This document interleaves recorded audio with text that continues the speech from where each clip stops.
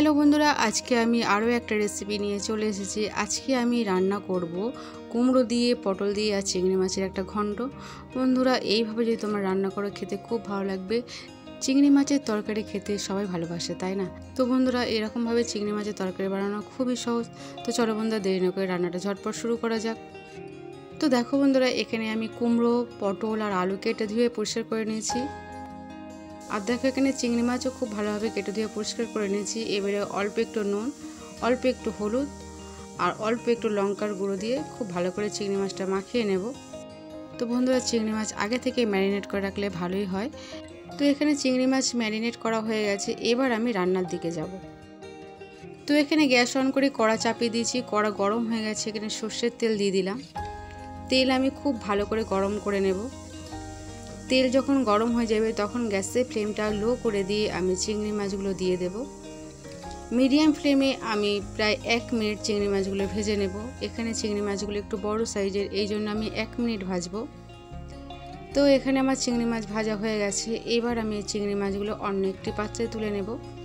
এই কড়াতেই আমি বাকি রান্নাটা করব। তো এই গরম তেলের মধ্যে আমি কেটে রাখা আলু, কুমড়ো আর পটল দিয়ে দিলাম। গ্যাসের ফ্লেমটা এই সময় মিডিয়াম করেই রাখবো। তো এই সময় আমি এর মধ্যে দিয়ে দেব স্বাদ মতো নুন।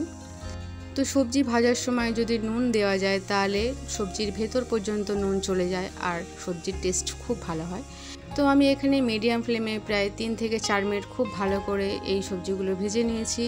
এবার আমি ভেজে রাখা সবজিগুলো অন্য একটি পাত্রে তুলে নেব। এবার এই গরম তেলের মধ্যে আমি পেঁয়াজ কাটা দিয়ে দেব। পেঁয়াজটা মিডিয়াম ফ্লেমে আমি একটু লাল লাল করে ভেজে নেব। তো দেখো বন্ধুরা, এখানে পেঁয়াজ ভাজা প্রায় হয়ে গেছে। এবার এর মধ্যে আমি দিয়ে দেব ক্যাপসিকাম কাটা আর টমেটো কাটা দিয়ে আমি একটু ভেজে নেব। তো বন্ধুরা, 2 থেকে 3 মিনিট আমি এইভাবে ভেজে নেব। এই সময় গ্যাসের ফ্লেমটা মিডিয়াম টু লোই রেখে দেব। তো বন্ধুরা, এবার এর মধ্যে আমি দিয়ে দেব গুঁড়ো মশলা।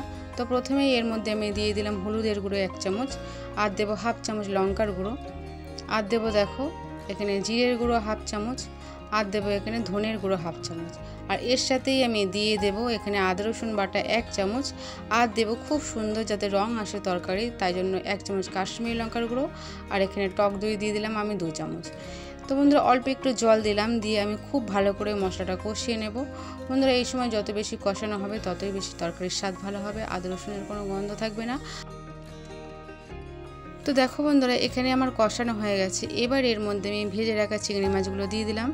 চিংড়ি মাছটা এই সময় দিলে কি হয়, চিংড়ি মাছের যে একটা কাঁচা গন্ধ থাকে, তো এই মশলার সাথে যদি কষানো যায় তাহলে চিংড়ি মাছটা বেশ খুব ভালো স্বাদ হবে আর চিংড়ি মাছের ভেতর পর্যন্ত মশলা চলে যাবে। এবার এর মধ্যে আমি ভেজে রাখা আলু, কুমড়ো আর পটল দিয়ে দিলাম, দিয়ে আমি খুব ভালো করে কষিয়ে নেব। মশলার সাথে সবজি যদি কষানো যায় তাহলে সবজির টেস্ট খুব ভালো হবে। তো এখানে আমি মিডিয়াম ফ্লেমে প্রায় 3 থেকে 4 মিনিট খুব ভালো করে কষিয়ে নিয়েছি। তো এখানে কষানো হয়ে গেছে। আমি এর মধ্যে জল দিয়ে দিলাম, পরিমাণ মতন জল দিলাম যাতে আলু, কুমড়ো আর পটল খুব ভালোভাবে গলে যায়।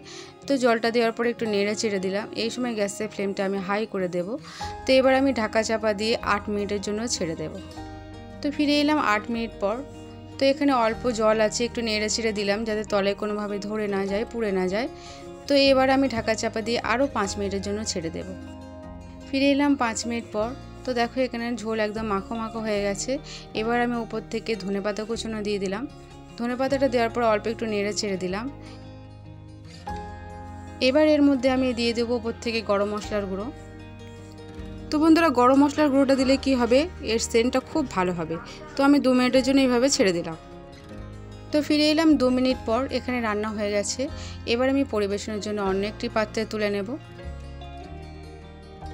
তো আশা করি বন্ধুরা আমার রান্নাটা তোমাদের খুব ভালো লেগেছে। ভালো লাগলে চ্যানেলটাকে সাবস্ক্রাইব করো, লাইক করো, আর দেখার জন্য অনেক ধন্যবাদ। আর হ্যাঁ বন্ধুরা, কমেন্ট করে জানাতে ভুলো না রান্নাটা তোমাদের কেমন লেগেছে।